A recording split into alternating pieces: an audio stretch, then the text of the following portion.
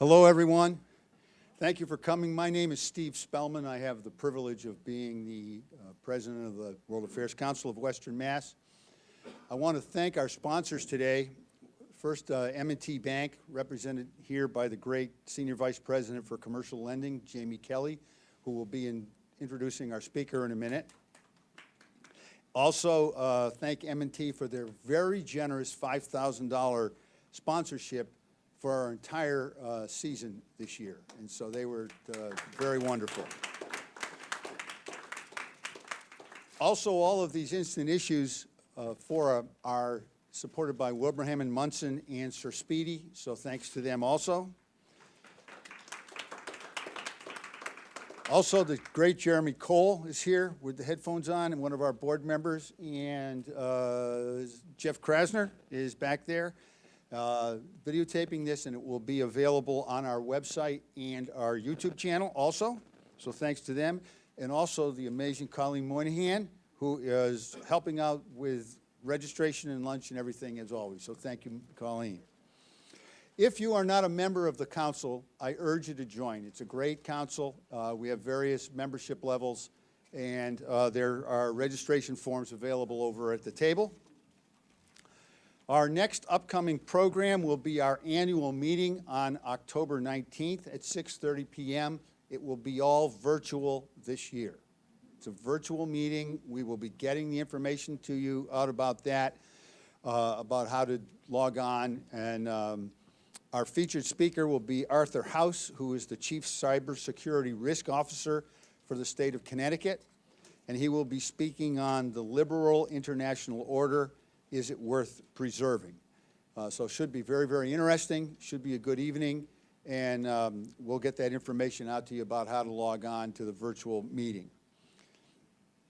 Our speaker today will be introduced by Jamie Kelly, who again is the Senior VP for Commercial Lending at M&T Bank. She's been absolutely tireless in support of the council and was instrumental in securing the wonderful $5,000 sponsorship money. In addition to the things she does for us, she is active in leadership roles in the Western Massachusetts Economic Development Council, with Make-A-Wish, with the Munson Memorial Classic Half Marathon and 5K, and the Munson Home for the Aged. So would you please join me in welcoming this Western Mass leader, Ms. Jamie Kelly. Thank you.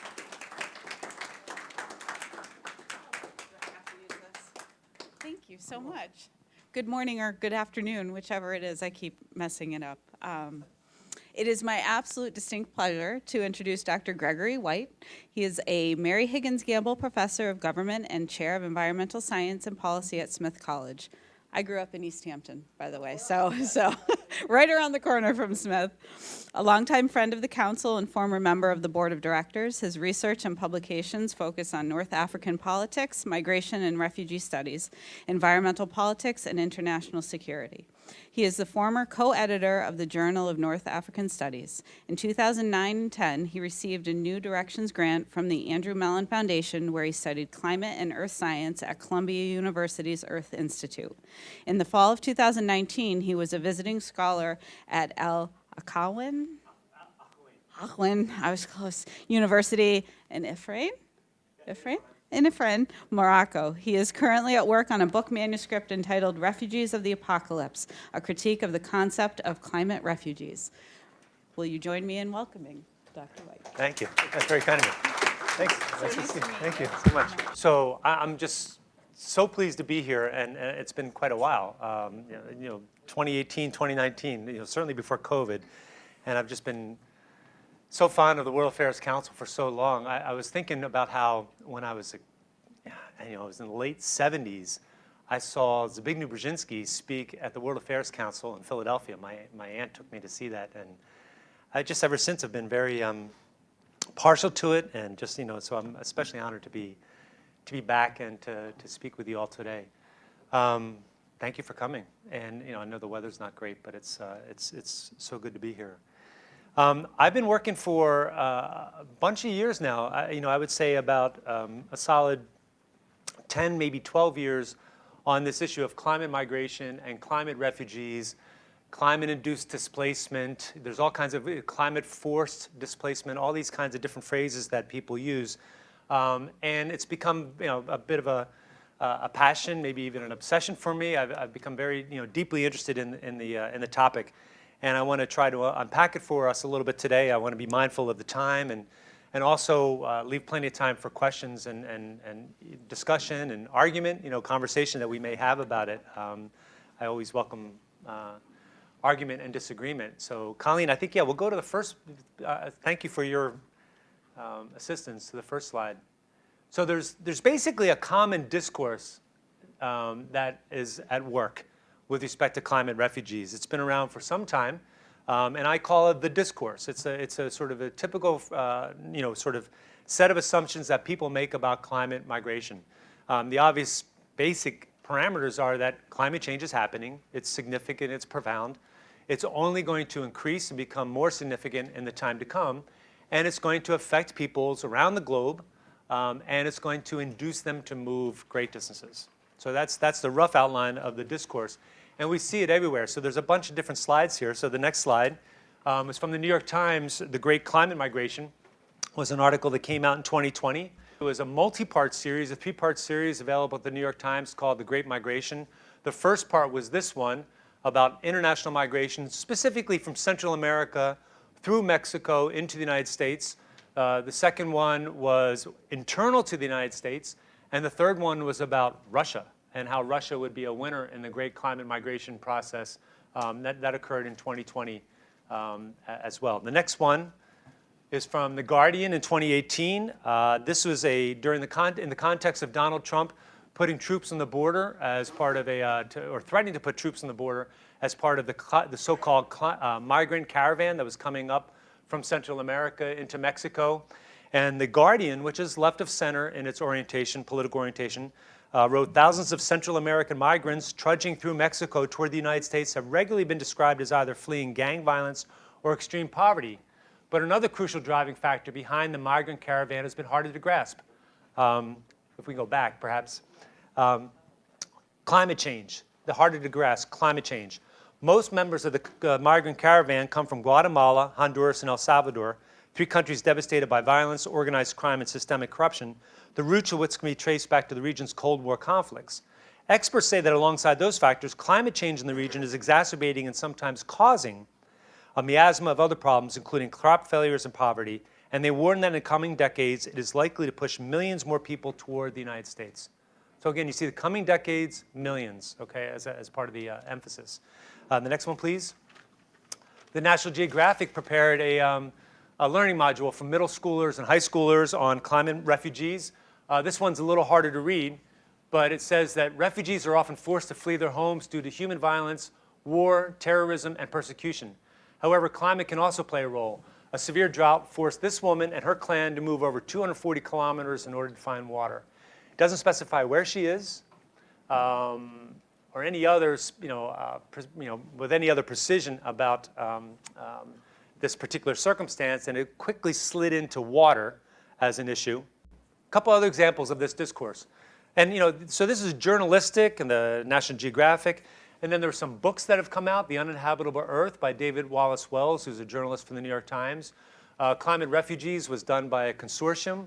And the one on the right was a volume by Wennerston and Robbins from 2018 called Rising Tides, Climate Refugees in the 21st Century. Strangest cover you could ever imagine. Somebody standing in water, with a city off in the distance, across the water, holding an umbrella. Quite quirky, I thought. The next one, please. There was a film in 2010 by Michael Nash called Climate Refugees. There it is. And it's actually focused on the threat of climate migration coming to the United States. That's a screen grab on the upper left of the United States being inundated with a bunch of red arrows, suggesting climate migrants coming to the United States. And then the film was replete with other images, such as the one on the bottom, and that's a poster from the film on the right. And the next one, please. Another film from 2016. Called Age of Consequences, directed by Jared Scott. Climate change will contribute to food and water scarcity, will increase the spread of disease, and may spur or exacerbate mass migration. from the Department of Defense, and you can see in the images from that film as well. Next one, please, is a novel by John Lanchester in 2019 called The Wall. This is a perfect example of cli-fi, which is a genre of climate fiction, now dubbed cli-fi. It's quite prominent. Prominent authors such as Margaret Atwood have written in this genre. This book, The Wall by Lanchester, is the one that I'm most familiar with I'm almost inclined to say it's the only one that deals explicitly with climate refugees, climate migrants. It's a future dystopia of an island nation, basically the UK, after the change around which a wall has been built on its coastline to keep out the others. Capital T, capital C, the change, capital T, capital O, the others. And two more examples. The next one, please. Madam Secretary on CBS, Téa Leoni. Not a bad series. I didn't watch all of it, but I watched several episodes. And there was a couple episodes in season 5, and it began with episode 16, The New Normal. A super typhoon threatens a Pacific island. Elizabeth and her team must find a way to relocate the entire population before landfall. She plays the Secretary of State in this fictional kind of West Wing-like sort of TV series. And then the last one that I'll show you for now is Guy Vince. This is a book that came out just last year, Nomad Century. And this is a really good example of the discourse, capital T, capital D, the discourse, that I'm speaking about. She said, I wrote my new book, Nomad Century, because nobody is talking about the huge upheaval that is coming as climate change makes large parts of the world unlivable. People will not be able to adapt in certain places. They will have to move. Nobody is talking, you can tell I'm emphasizing nobody. Nobody is talking about this issue. It's very frustrating. While nations rallied to reduce their carbon emissions, she goes on to write, and tried to adapt at-risk places to hotter conditions, there is an elephant in the room. For large portions of the world, local conditions are becoming too extreme and there is no way to adapt. People will have to move to survive. Over the next 50 years, hotter temperatures combined with more intense humidity are set to make large swaths of the globe lethal to live in. Fleeing the tropics, the coasts, and formerly arable lands, huge populations will need to seek new homes. You will be among them, or you will be receiving them. This migration has already begun. We have all seen the streams of people fleeing drought-hit areas in Latin America, Africa, and Asia, where farming and other rural livelihoods have become impossible. And again, this is a very sort of common, no one's talking about this, there's an elephant in the room, that kind of language as well. So the next slide, here's the logical flow that I think is very, very common with this discourse. The first one, if you just click, they'll come up. There it is. Climate change is worsening and will profoundly affect vulnerable peoples in the global south. Second one is, these regions are becoming or soon will be uninhabitable. That's a phrase you see everywhere, every flipping where. Like it's throughout, uninhabitable, uninhabitable, uninhabitable. The labels are used interchangeably as climate migrants, climate refugees, climate-induced migration, and/or climate-displaced peoples. And sometimes there's an effort to make a distinction between what these different labels might mean. Perhaps somebody might make a distinction between what a migrant is, which usually suggests a kind of volition, like a choice to move, as opposed to a refugee, which is not, doesn't have volition, does not have the choice. But most of the time, there's a lot of fungibility. There's a lot of slippage and going back and forth between the different categories. Next one, please. The numbers that will be displaced at some future uncertain point in time, 20 years, mid-century, the end of the century, will be massive and essentially incalculable. One of the points I'm going to make today is that this is a discourse that has been around since the 1970s or 1980s, the 1990s. So in the 1980s, people were saying, at the end of the century, by 2010, by 2020. Okay, so it was predicted back in the 80s, even though Guy Vince in 2022 says no one's talking about this. But again, this is a common part of the discourse. At some future uncertain point in time, 20, 50, 100 years, it'll be massive. The estimates are always in round number, 200, 300, 500 million, 1 billion, 2 billion I've seen as well. The estimates are usually cited with circularity by noting a kind of conservative estimate, but then they add that estimates range as high as, and that kind of circularity in the citations leads people to sort of say the next time, well, the estimates range as high as, and then people become more conservative. So that's that kind of upward creep we see with all kinds of estimates, whether it be about refugee flows, drug trade, all kinds of things that are hard to get precise numbers. The estimates are constantly inflated up. And then the last, no one is paying attention to this alarming prospect. So this is the typical logical flow of the discourse. And I want to unpack this just a little bit further too. The next slide. I see basically two sides of the two dominant framings to this. The first side, and you can begin to put these in, please, Colleen, thank you, is what I would call the green environmentalist left. The left of center, center left, green environmentalist. The earth is warming. These will come up.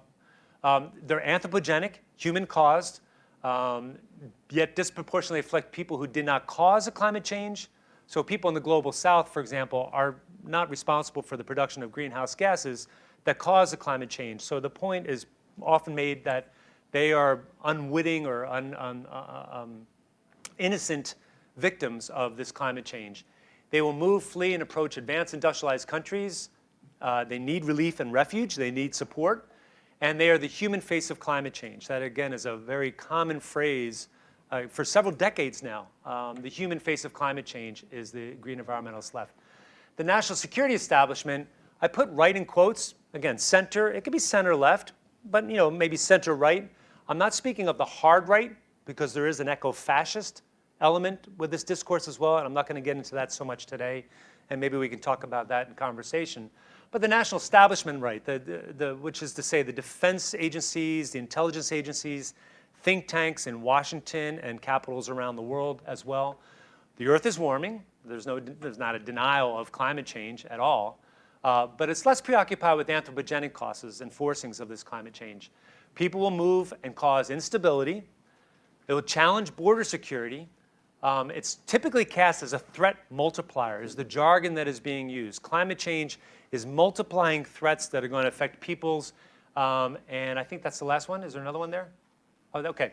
And here's an example of this kind of, I would put this center right, this kind of discourse that Obama gave, for example, in 2015, Barack Obama as president. This was the Arctic Council in Anchorage in 2015. And Barack Obama had a long speech, but just a quick quote from it. If trend lines continue the way they are, there's not going to be a nation on this earth that's not impacted negatively by climate change. People will suffer. Economies will suffer. Entire nations will find themselves under severe, severe problems. More drought, more floods, rising sea levels, greater migration, more refugees, more scarcity, more conflict. We will see desperate refugees seeking the sanctuary of nations not their own. Political disruptions that could trigger multiple conflicts around the globe. Okay? So you get the point, I'm sure by now. So the next slide. This is a problematic discourse. It's ubiquitous, it's super common. I've tried to lay out some of the, whether it be fiction, whether it be journalists, whether it be social scientists. It's an assumption that people make on the left, on the green left, on the national security right. I should make a point about that real quick too, is that sometimes the green left will point to the national security right as justification for the arguments. Well, the Pentagon is thinking about this, they're worried about this, so we should be too. And then similarly, the Pentagon or defense agencies will say, well, the environmentalists and the green left, we're not green lefties, but we certainly take climate change seriously, and it's going to cause stability and instability and climate refugees, climate migrants. I think it's a problematic concept. And I want to try to outline 4 main reasons for this. And again, this may be provocative and you may not agree, but I just want to put them forward. The first one is that there's kind of an appeal to catastrophism and sort of apocalyptic thinking and doomism that people can fall into in the context of climate change. Again, big disclaimer, not for a moment do I deny the severity and the importance of addressing climate change. Absolutely, it has to be addressed. And yet, it's a question of how it's addressed. And sometimes I fear that a lot of this discourse falls into a kind of catastrophism. Climate refugees, climate migrants are going to occur, and we've got to prepare for it, or it's a reason to take climate change seriously. But I think it can backfire in really significant ways. What it does, for example, again, this is a context of anticipatory frameworks, which is a jargony way itself that sociologists use to think of the future, to sort of imagine the way people write and talk about the future. And when you imagine the future in a particular way, what it does is it affects what you do in the present. It affects policy choices or decisions that are made in that context. A quick example, of course, is a survivalist.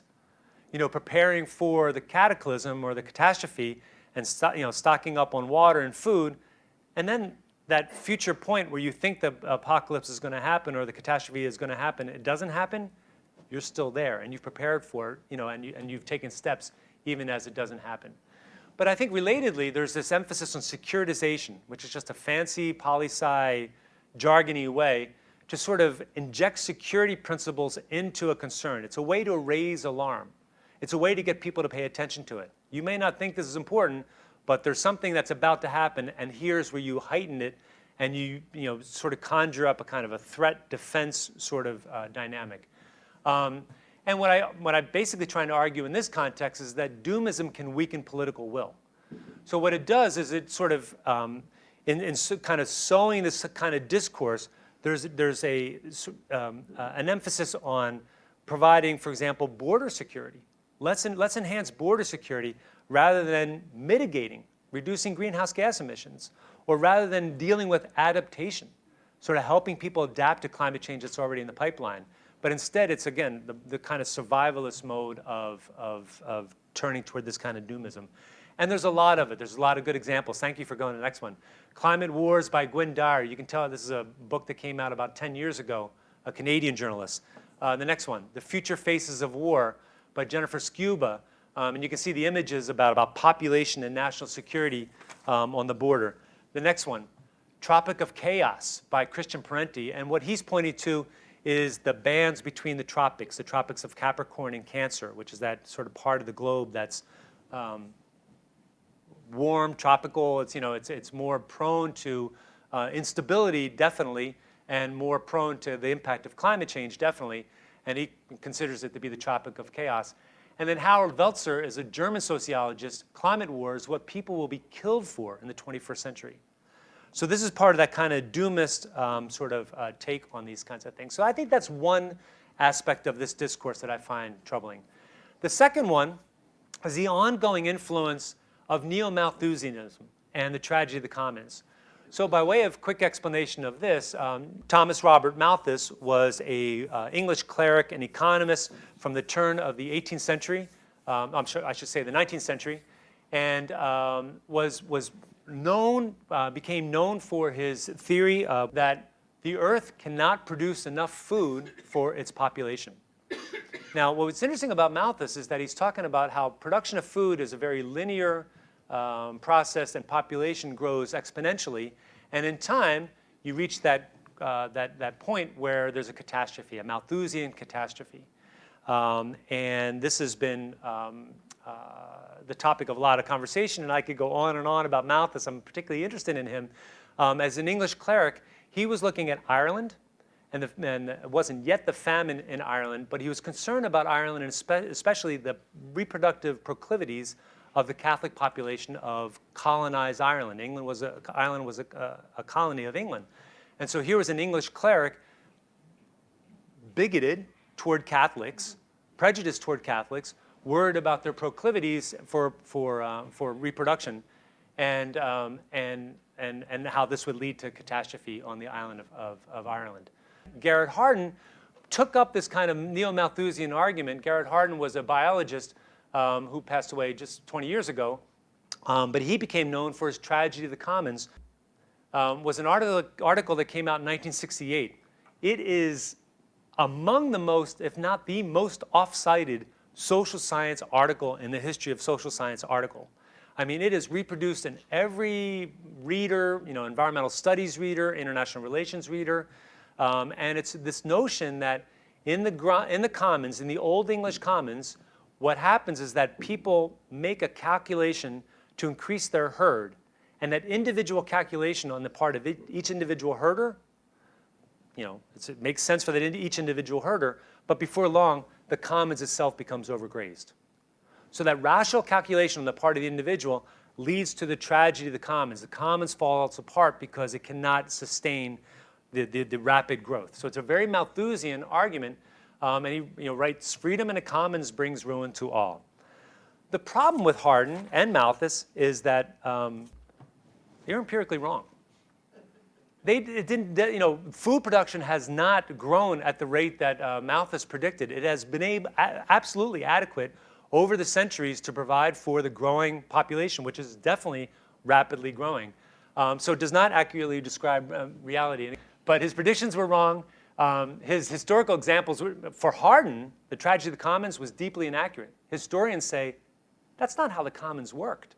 People cooperated on the commons. They didn't just add individual herd of cattle or sheep to the commons without cooperation. It's been debunked, right? Furthermore, the normative underpinnings of the theories, I've already alluded to this, but they're bigoted. In Hardin's case, he was racially supremacist, he was an Islamophobe, he was an anti-immigrant, he was an anti-immigrant theorist, and deeply classist and patriarchal. And again, they've been deeply influential. We've taught in environmental studies tragedy of the commons for years. We've criticized it, yes. But it's only been in recent years that more intellectual biographies have been done about Hardin, including a Scientific American article in 2019 by Matto Mildenberger, who said the man who wrote one of environmentalism's most cited essays was a racist, eugenicist, nativist, and Islamophobe. Plus his argument was wrong, right? So this is that kind of influence that we've had as well in this discourse. Third is methodological nationalism in the national security space. Methodological nationalism is in scare quotes because what it does is it makes us think about solutions to climate refugees or climate migration in national terms, in national security terms. So there's some call for mitigation of greenhouse gases, especially on the left, on the environmental left, definitely, but very little on the security right. When Mattis, I'm blanking on his name, James Mattis, was the Secretary of Defense for Donald Trump. In 2019, 2020, he gave in a hearing before Congress, he spoke about climate refugees as well. But in the course of that discourse, he never once said we have to mitigate greenhouse gases, because that would not be, perhaps I guess maybe the charitable way of saying it is that that's not in the Department of Defense's purview to advocate for that. They're much more concerned about national security, understandably. But what it does is it turns to a focus on the state and national level of analysis. It justifies border control and interdiction of migration. It's support for autocratic transit states. I work on North Africa politics, Morocco and Tunisia. These are countries that have received close support from the European Union to keep migrants there. And that close support involves aid, turning a blind eye to human rights violations, to efforts to drive, to take people who are moving north and trying to get into the EU, who are moving north and trying to get there and taking them into the desert and leaving them in the desert. There's countless examples of that. Libya as well. Turkey signed an agreement in 2016 with the EU to keep migrants in Turkey from crossing into Greece, and so on. So there's that this is the kind of logic that I think comes out of this kind of argument. And often a kind of survivalism or lifeboat ethics that ignores inequalities. And I think in its darkest manifestation, it leads to a kind of eco-fascism. And I know the F word is a loaded word, the fascism word, but I think it's genuinely a concern in this discourse, eco-fascism. We're seeing it a lot in German political parties right now, the AfD in Germany, the new Moroni, the new prime minister of Italy, and Scandinavian parties in Sweden. There are hard-right parties that are green. They are environmentalists, and so they're speaking, a lot of their discourse that's anti-immigration is pointing to climate refugees and climate migration as an issue. And I think that's a source of concern. And then the last one, the last reason that I'm going to point to, the biggest problem with the concept of climate refugees or climate migration, it's empirically wrong. It's really, migration studies has been rather clear in its examination that, in the 40+ years, people say it was like the early 80s, mid 80s, that environmental refugee discourse fully came through as a kind of concern. But what migration studies have amply demonstrated is that people do not and can't move great distances when they're afflicted by climate change. People often suffer in place. They don't have the resources to move. They don't have the strength. They don't have the money. They don't have the networks, the connections to move. So the idea that climate change, as severe and serious as it is going to cause people to move great distances is not borne out empirically and anticipated in terms of projections to not be borne out as well. People tend to stay in place. They tend to suffer in place. If they move, they might move short distances within a region, maybe to a nearby city seeking relief. But again, people migrate for a wide array of complicated reasons. They flee conflict, authoritarianism, bad government policies. And some do travel great distances. I'm not denying that they don't travel great distances, but often those are people who have not been afflicted by climate change, paradoxically. They have resources. They've been storing up, they've been saving up, and they make a strategy to make those moves. But the people who are affected by climate change, whether it be slow onset, gradual onset climate change like drought or erratic rising temperatures and erratic rainfall, or maybe flash floods, or more catastrophic events like hurricanes, they don't move, they can't move, and they tend to stay in the same place. So by way of conclusion, this is the point that I've been trying to make in my own writing, and that is that the conceptual and analytic cost to putting the climate adjective in front of the refugee or migrant noun is profound. In other words, if you have a migrant or you have a refugee, you have somebody who's moving, to refer to that person as a climate migrant or a climate refugee, more often than not, the vast, vast bulk of the time, does disservice to the actual reasons for why they're moving. And when we think of it as a climate migrant or a climate refugee, it sort of denies the multi-causal nature of migration flows, of human movement. And I think what's also striking in this context is that often we see regimes that have migration flows out from them liking the notion of climate migration or climate refugees. Assad in Syria, Eritrea, from where a lot of migrants also come in the Horn of Africa. Countries around in the global south that are experiencing out-migration for a wide array of reasons, often with respect to conflict, sometimes will say, well, it's climate migration. And we didn't cause the climate migration in Eritrea or Syria. It's the global north that did it, so it's not our fault. Whereas in Syria or Eritrea, the reason why peoples have moved is because of conflict, civil war, bad government policies, bad agricultural policies. It's also because of bad terms of trade in the international arena for the sale of agricultural products, for example. So there's just all kinds of complicated reasons why people move, and to reduce it to a climate adjective, I think, is deeply problematic. One other point I want to make here in this context is truthiness. Now, there's this argument that people have said, and I see this more on the green left, but it's also hints of it on the national security right. And that is that something might not be truthful, it might not be an accurate description, but we should still use the label.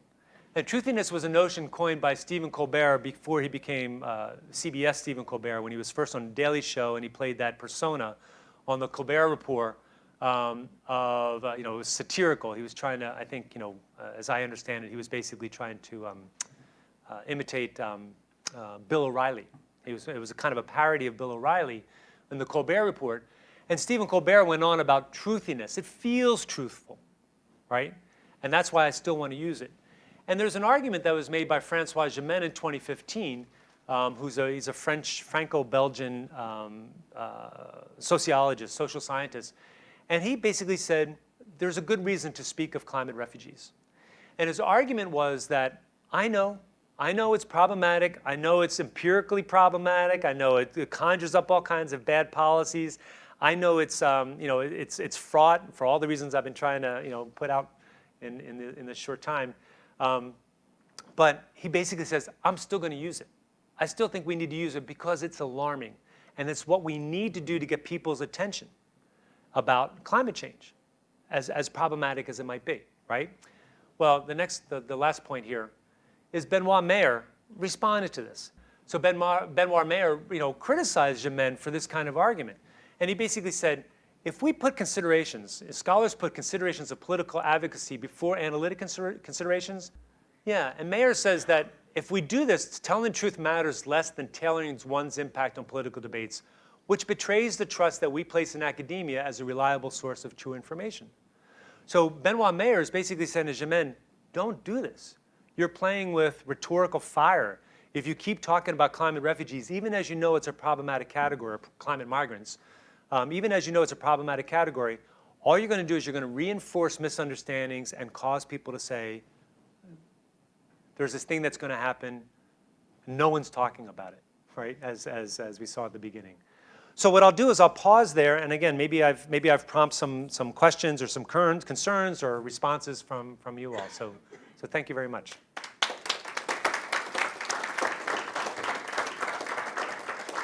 Thanks, Greg. This was wonderful. I just want to ask, so if we're not going to use climate refugee, is there a intersectional word that would be inclusive of climate? Like, is there now a use of climate in, let's say, like United Nations language when they're talking about refugees, where it actually is included in like the list of things that they have ahead of why people are refugees, so that at least it is included in some way? Yeah, thank you. And the answer is yes, it is. So in recent reports by the IOM, the International Organization of Migration, which is a UN agency based in Geneva, definitely they mention climate change as a contributing factor to to migration. Usually what they emphasize in that context is IDPs, internally displaced peoples. So IDPs, which was kind of a hard-won victory, if you will, for migration advocates. Not advocates, that's not the right word, but people who study migration and support for people who are displaced. The vast bulk of displacement is internal. It stays within countries. And so when that was achieved, several decades ago, that was a good win. In recent years, when the IOM or the World Bank released a 2018 report called Groundswell, it was very emphatic that climate change is definitely a factor that affects people's lives, and it's causing internal migration within countries. And it can contribute to transborder, to international movement, but it's usually down the list. It's usually kind of further on behind conflict, crop failure, not crop failures, but lack of food, water, all kinds of issues that are affecting people, but it's not a climate change. And so, the first answer that jumped into my mind too is sort of people on the move. That's the phrase that people use. People are on the move. They definitely are. Although I should also add that typically people are saying that there's a crisis of migration, that migration is increasing. It's not necessarily increasing as a proportion of the world's population. If we look back over the decades, 10, 20, 30, 40, 50, 60 years, the percentage of people that are on the move is roughly the same as the size of the global population, which is getting larger, no doubt about that. But it's not, as a proportion, it's not increasing. I hope I answered that. Yeah? Okay. Yeah, please. So definitions for 3 different terms, only because they get tossed around an awful lot. So we have illegal immigrants, we have refugees, and we have migrants. So here in Massachusetts, Governor Healy has declared a state of emergency regarding migrants. So they are somehow different than refugees, they're different than illegal immigrants, so, and maybe the UN and other organizations have come up with definitions. Because it's sort of difficult when you read an article and you think, what do I think about all these people type thing? Yeah. And that's again, thank you for that question. It's really spot on, and it's the challenge in this field to speak with precision. It usually is a contextual thing. It depends on the context of what you're writing about or speaking about, the case. Trying to figure out people on the move. Sometimes they're moving because of choice. Sometimes they're moving because of volition and decisions that they made. And they're typically cast as migrants. Refugees are peoples who are typically forcibly displaced. They don't want to be moving. So they don't have that kind of volition. And they often present themselves for asylum, for relief, for support, for refuge, right?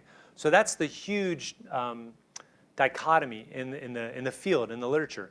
In a lot of ways, it's very legalistic, because if you're a refugee, you can get support under the 1951 Refugee Convention, the United Nations Refugee Convention, which described a refugee as somebody fleeing a well-founded fear of persecution, for a wide array of reasons. So you can get legal protection, although that legal protection from the 1950s has been falling apart. That's the sophisticated political science term, has been falling apart in recent decades. It's been much, much harder to get legal recognition as a refugee in the United States and around the world, in any number of other countries. Over on the migration side, yeah, you use the word illegal. So if somebody comes in and they're irregular, they're illegal, they don't have papers, they don't have documentation, they're cast as an illegal migrant. They don't have papers.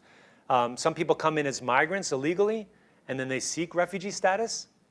They apply for asylum status. So there's just a lot of, depends on the individual, depends on the case. If you're speaking about like Healy in Massachusetts, that has to do in part with, folks who are coming over from Mexico that have been bused north or flown north by Abbott in Texas or DeSantis in Florida, as a way of saying, it's a political move, savvy, right? Strategic move on their part to try to implicate blue states, blue cities in the north of the United States, who've largely been unaffected by that kind of illegal crossing in the border, the border crossings. So it's thorny, right? I mean, I'm not sure I have any kind of particular clarity to it, except to say that it's usually on the context and the way the person is writing that you would try to tease it out. Okay. Yeah. And it's a lot of fungibility. People slip around and move around as they're speaking, and trying to describe something, usually depending on the political argument they're trying to make. Right? Yeah, please, hi. Yeah, so you mentioned that there was a recent shift towards including environment and climate in migration considerations internationally, especially with IDPs. Have there been any considerations for people who can't migrate, like the adapt and place people internationally? Because I've read a few papers on that, and a lot of it seems to be like country specific, but are there like international movements towards those people? Well, so it's a great question, and sometimes they're called adapt in place. Another phrase that you often see is trapped populations. They're, again, unable to move and tend to suffer in place. So it is country by country. It depends on the context. It depends on potential for relief or assistance to come from perhaps from the outside, or support from the outside to help local authorities support the people who are suffering in place and trying to adapt in place. So within, it's agency specific. So as your question makes me think again about the World Bank has different language in it. It's more focused on, economic efforts that would be placed, and also, so the World Bank being the World Bank, it's more like 2, 3, 4 years. Like, how can we put in place loans and support that'll help that kind of action? The IOM, the International Organization for Migration, for its part, will do the kind of deep study to sort of say this is a situation. It might propose policy solutions, but it might not. And then there's the usual ritualistic calls for helping adaptation. I've also noticed recently along those lines, another word that's been creeping in a lot here is the R word, is reparations. And reparations is a loaded term, like in the United States, we hear reparations, we think, of a very specific kind of almost narrow sort of provision of cash, provision of funds to disadvantaged populations, primarily Black African American or Indigenous American peoples. But in the context of environmental reparations, there's talk of, it's more about repair. Like, how do we repair this mess that we've gotten ourselves into? By we, I mean the royal we. Like, not everybody's equally complicit in the kind of emissions that cause climate change, but still, how do we think about repairing the situation so that people aren't as vulnerable or not as, as stricken as they can be. But yeah, trapped populations, I didn't mention trapped populations, but I should have, because that's a perfect example of almost like a counter discourse. Like, it's not, people aren't on the move because of climate change. They're stuck because of climate change. And we also see when big events happen, by big events I mean sort of like typhoons or earthquakes or massive flooding, people will leave an area, they'll step away and move away, but then they often go back. They often typically return. I mean, a perfect example of this was the tsunami in 2004, that horrible, I think it was like December 26th, it was right after Christmas in 2004. Just dreadful in the Indian Ocean and Southeast Asia and Indonesia. Devastating, like tens and tens and tens of thousands of people. People returned. And another quick, sad example, even just this past week, a horrible flood in Libya. There was immediately, I can assure you, there was immediately like, well, this is an example of climate migration, climate refugees, because there was these horrible rains in Libya, and it caused a dam to collapse and inundate a town. I forget I want to say Dera. I'm not remembering the exact name of the town in Libya, and just again, catastrophic loss of life, just horrible. Related to climate, absolutely, related to the rainfall, you couldn't minimize that for a moment, but this is an infrastructure, and Libya is that is underdeveloped, under-resourced, and Libya is a country that has been in the throes of a terrible civil war since 2011. So climate, yes, but lots of other causes too, to that kind of calamity. I see a couple, yes. Yes, I'm particularly interested in your comments about the compensation that's been offered to Morocco and Tunisia by the EU. Oh, yeah. And I was interested this weekend, I was listening to a commentary on NPR about migrants moving into Italy from Tunisia, and that in just a 2-day period, there were 7,000 of them on small boats that had just completely overwhelmed this southern island, off Italy.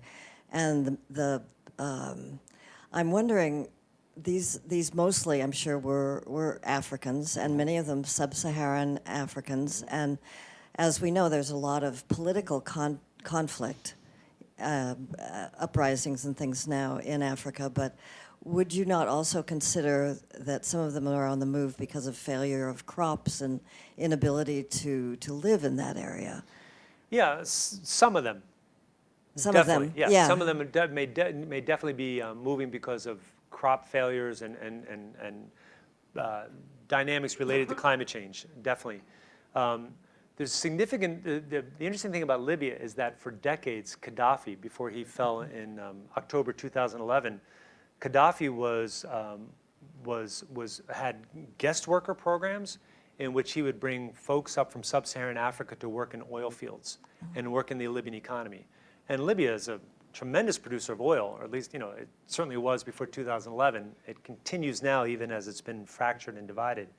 But the point is that a lot of the population in Libya that is black, that is has African, sub-Saharan African background or origin, has been there.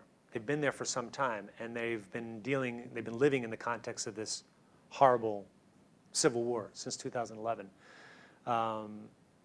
And then in terms of Tunisia and the island that you're speaking of is Lampedusa in the Mediterranean, yes, it's been inundated. It periodically gets inundated. Is not really probably the best term to use. I'm not sure what a better term would be. It's there's an increase in the flow of migrants into Lampedusa, and that's happened periodically over the years. Lampedusa, definitely receives a significant number. And what the EU and what Italy as well has tried to do over the years is support the Tunisian government and the Libyan governments now, and the Gaddafi government before, the multiple governments that are there now in Libya, by providing them with aid, which is, I think, a sort of an EU way of saying bribe, or sort of just here, here's the money. We're going to give this to you. We don't know as observers, as outside observers, how well spent it is.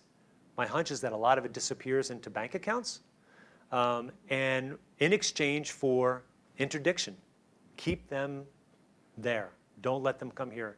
The United States does the same thing with Mexico. For administrations now, the Bush administration, the Obama administration, the Trump administration, the Biden administration have worked very closely with the Mexican government and also governments in Central America in an effort to keep people coming north. The fancy jargony way of referring to that is externalization of border control. So instead of just maintaining your own border, whether it be at the Strait of Gibraltar or the Italian coast, you extend efforts further into territories that are beyond you, into what are often called transit states, so-called transit states, and it's a bargain. It's a cynical bargain, and it doesn't always work. It doesn't work. It's a stopgap measure that doesn't really solve the issues that are at hand that cause people to move. So, Thank you, Greg White. and thank you, everybody. Thank you for the questions too. We have a gifty for you. Oh, nice. And it would be flippant, facetious to say to be continued, because it's climate change, and so this is something that we're going to be grappling with, obviously. I'm happy to For- schedule you for in Sunday. once a year, Oh, every yeah, year. very I'm funny. perfectly happy with that. Yeah. So we have for you a copy of Assignment Ah. China, an oral history of American journalists in the People's Republic by Mike Chinoy, who spoke to us in the spring. And as you know, a Smith person. as you through and know, through. a Yeah. Northampton native Yeah. and the son of two Smith faculty. So thank you That's very much. Wonderful. Thank you. Thank you, everybody. Thank you. Have a great day.